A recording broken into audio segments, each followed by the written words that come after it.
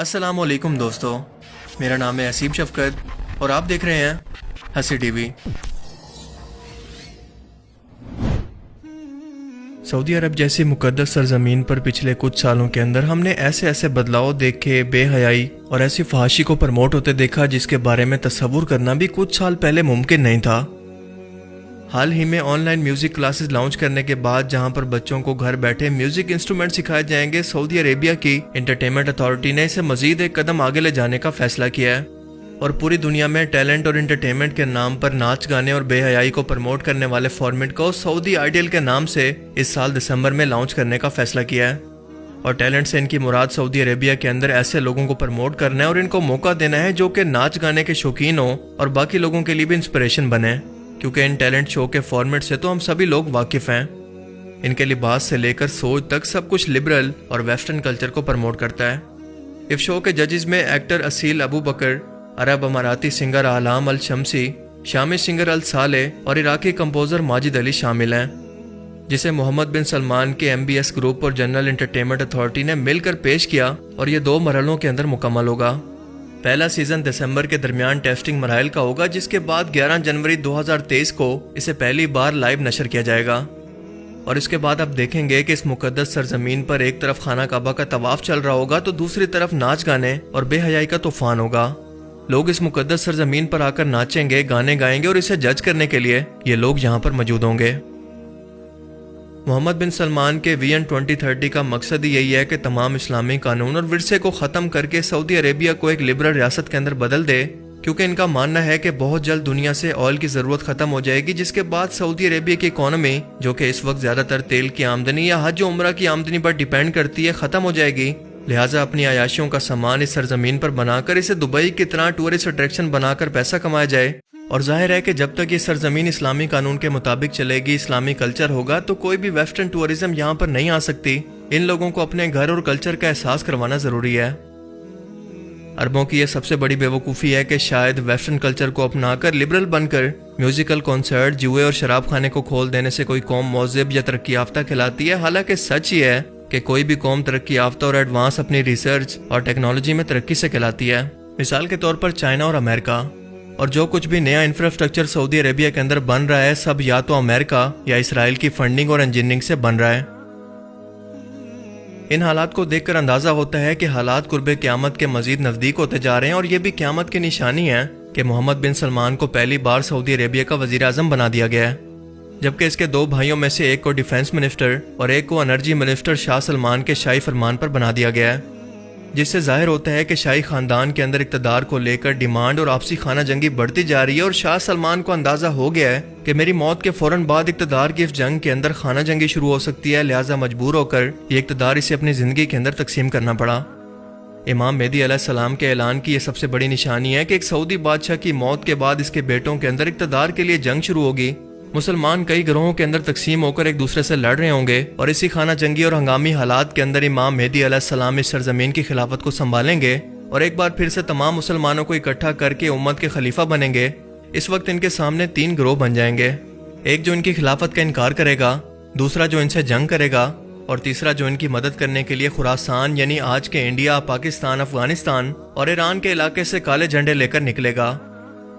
लोग अपने हुक्मरान से तंग आकर और इस निज़ाम से परेशान होकर एक नए खलीफा की बैत करना चाहते होंगे, जो कि इन्हें खाना काबा के दरमियान में हिजर अस्वद के दरमियान मिलेगा, जो कि इमाम मेहदी अलैहिस्सलाम होंगे। पहले पहल तो वो इस हुकूमत को लेने से इनकार करेंगे, मगर लोगों के मफाद की खातिर और खून खराबे को रोकने के लिए तमाम लोगों की बैत को कबूल कर लेंगे। जबकि इनकार करने वाला गिरोह होगा आले सऊद का और लड़ने वाला गिरोह होगा यहूद व नसारा का। आले सऊद को उस वक्त सिर्फ दुनियावी इक़्तिदार और माल दौलत के छीन जाने की गर्ज होगी, इसके अलावा उनको कुछ नजर नहीं आएगा। इसीलिए इन अरबों की हलाकत का वक्त अब करीब आ चुके हैं और अनकरीब रसूलुल्लाह सल्लल्लाहु अलैहि वसल्लम की निस्बत से जो इनको दुनिया में इज्जत मिली थी, अब वो खो चुके हैं और इस सरजमीन के एक बड़े हिस्से को ग्रेटर इसराइल के अंदर शामिल करवाने वाले हैं, जो कि जरूर बनकर रहेगा, क्योंकि आलमी तौर पर इसके हालात बनने शुरू हो चुके हैं। धड़ाधड़ एक के बाद इसराइली फंडिंग से नए शहर आबाद हो रहे हैं। इसके अलावा मोहम्मद बिन सलमान को वज़ीर आज़म बनाने के पीछे दरअसल तुर्की का प्रेशर भी था, क्योंकि मुआहदा लौज़ान जो कि 100 साल के बाद 2023 के अंदर ख़त्म हो रहा है اور اس کے بعد ترکی ایک بار پھر سے سعودی عربیہ پر بادشاہت کا غیر شرعی اسلامی نظام اور بادشاہت کے قبضے کا بہانہ بنا کر خلافت یا جمہوریت کی ڈیمانڈ کر سکتا ہے۔ اسی لیے سب کے ہونے سے پہلے سعودی عربیہ کی سرزمین کو اور اس کے نظام کو جمہوری نظام کے اندر بدلنے کے لیے یہ اتنا بڑا فیصلہ کیا گیا ہے۔ مگر آنے والا ہر وقت عرب حکمرانوں کے لیے مشکل سے مشکل ہوتا چلا جائے گا اور یہ وہیں پر واپس چلے جائیں گے جہاں سے انہیں عروج ملنا شروع ہوا تھا، یعنی پستی کے دور میں، کیونکہ یہ عروج انہیں اللہ کے رسول کے اطاعت اور قرآن پاک کی تعلیمات پر چلنے سے ملا تھا، اور زوال اس لیے آئے گا کیونکہ انہوں نے ان دونوں چیزوں کو اپنے پشت کے پیچھے ڈال دیا ہے، یعنی دنیا کی محبت اور مال و دولت کے لالچ میں انہوں نے قرآن کو پیٹھ کے پیچھے ڈال دیا ہے۔ جیسا کہ ڈاکٹر اسرار احمد مرحوم فرما چکے ہیں کہ کیسے آل سعود مل کر اسرائیل کو گریٹر اسرائیل بنانے میں مدد کریں گے، اور آج بالکل ویسے ہی عالمی حالات ہمیں بنتے نظر آ رہے ہیں، جن کی آمد کی خوشخبری اللہ کے رسول صلی اللہ علیہ وآلہ وسلم آج سے 1400 سال پہلے ہمیں دے چکے ہیں، اور قرب قیامت اب زیادہ دور نہیں۔ میں عالم عرب کے بارے میں تو یقین سے کہہ رہا ہوں، احادیث نبیہ سے صاف ظاہر ہے، ویل للعرب من شر قد اقترب، عربوں کے لیے ہلاکت ہے۔ حدیث میں آتا ہے کہ ایک شخص کے 100 بیٹے ہوں گے تو 99 مر جائیں گے، ایک بچے گا۔ سب سے بڑے مجرم وہ ہیں، ان کی مادری زبان میں اللہ کا کلام، اور انہوں نے اللہ کے کلام کے پیچھے اپنے آپ کو نہیں لگایا، اسے اپنا امام نہیں بنایا۔ کہتے ہیں وَاجْعَلْهُ لَنَا إِمَامًا وَنُورًا وَهُدًى، اسے ہمارا امام بنا دے۔ تم بناؤ گے تو بنے گا نا امام۔ بخاری کی روایت یہ ہے کہ حضور تبوک میں تشریف فرما تھے، تو کسی صحابی نے کچھ قیامت کے بارے میں سوال کیا، تو حضور نے کہا کہ 6 علامتیں جب تک ظاہر نہیں ہو چکے گی قیامت نہیں آئے گی۔ اس میں سے 3 علامتیں تو وہ تھی کہ جو حضور کے انتقال کے فوراً بعد ظاہر ہو گئی، اور 3 ہیں یہ آخری زمانے کی علامتیں، وہ میں آپ کو پڑھ کر سنا رہا ہوں۔ ثم استفادت المال حتى يؤتى الرجل 100 دینار فيصل ساخطا، اتنا مال ہو جائے گا عرب میں، اتنا ظاہر بات ہے یہ عرب سے مراد وہی ہے، عرب جزیرہ نما عرب، اس میں آپ کی امارات بھی آ جاتی ہے اور یہ سعودی عرب بھی آ جاتا ہے۔ یہ سارا مال اور دولت کا جس طریقے سے وہاں پر پانی کی طرح پھیل رہا ہے، مال اتنا عام ہو جائے گا کہ یہ حالت ہو جائے گی کہ ایک شخص کو 100 دینار بھی دیے جائیں گے تب بھی وہ ناراض ہوگا، کیا دیا مجھے، کچھ بھی نہیں دیا۔ پھر ایک ایسا فتنہ آئے گا کہ عرب کا کوئی گھر نہیں بچے گا جس میں وہ فتنہ داخل نہ ہو جائے۔ یہ مغربی تہذیب کا فتنہ، عریانی کا فتنہ، بے حیائی کا فتنہ، شراب نوشی کا فتنہ، زناکاری کا فتنہ، کوئی گھر جو ہے بچا ہوا، گھر گھر میں جو ہے، میں نے تو خود دیکھی ہے جا کر، گھر گھر میں وہ وہاں پر جو ہے وہ شراب خانے موجود ہیں، گھر گھر کے باہر ہے جگہ ہے چھپا ہوا، لیکن یہ کہ سارا معاملہ جو ہے جس طرح وہاں پہ فحاشی اور عیاشی جو ہے پھیل گئی، اور ان عرب امارات کے اندر جو کچھ ہو رہا ہے، جو تمہارے اور یہ زرد روح لوگ جو ہیں وائٹ پیپل ان کے درمیان ہوگی،